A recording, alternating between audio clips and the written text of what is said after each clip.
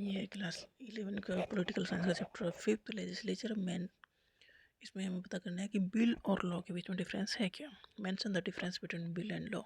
Bill ही law बनता है बाद में, जरूरी नहीं हर एक बिल लॉ बन जाए, बट ये जरूरी है लॉ बनने से पहले वो बिल ही था। मतलब प्रेसिडेंट के साइन होने के बाद वो बिल लॉ हो जाता है। तो bill is a proposal for a new law or an amendment to an existing law.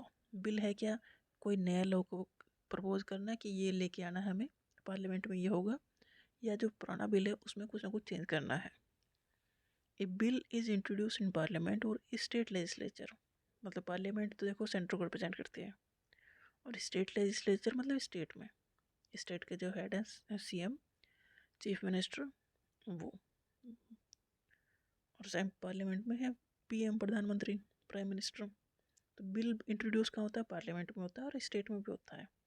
State की जो असेंबली है वहाँ भी होता है। क्यों? क्योंकि लॉ बनते हैं दोनों ही जगह, तो उससे लॉ बनने से पहले वो बिल ही होता है। और जरूरी नहीं है कि हर एक बिल लॉ बन जाए। A bill has no legal force until it is passed and sign by the president or governor. Bill जब तक इंट्रोड्यूस किया गया है उसके ऊपर डिस्कशन होगा। मतलब बिल का कोई ऐसा मतलब नहीं है, कोई लीगल एक प्रपोजल दे दिया गया कि इस बारे में सोचा जाए, इस बारे में काम किया जाए। तो अगर उस पर साइन हो गए प्रेसिडेंट के सेंटर में, पार्लियामेंट में, और स्टेट लेजिस्लेटिव असेंबली में साइन होंगे गवर्नर के, तो वो लॉ बन जाएगा। मतलब उसका लीगली वो फोर्स हो जाएगा। मतलब अब सरकार की गारंटी है कि उसे फोर्स लागू करना है। तो ये bill can be rejected, reject भी हो सकता है, अमेंड भी हो सकता है और पास भी हो सकता है। बिल के तीन फ्यूचर हैं, या तो रिजेक्ट हो जाए, या उसे पास कर दें, या उसमें कुछ सुधार करके फिर पास करें। बिल का कुछ भी हो सकता है।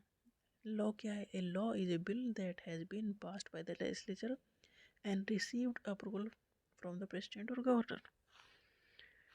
लॉ बिल का ही वो रूप है जिस पर प्रेसिडेंट के साइन या गवर्नर के साइन हो चुके हैं, मतलब अप्रूव हो चुका है, मतलब ये अप्रूव्ड प्रोजेक्ट है।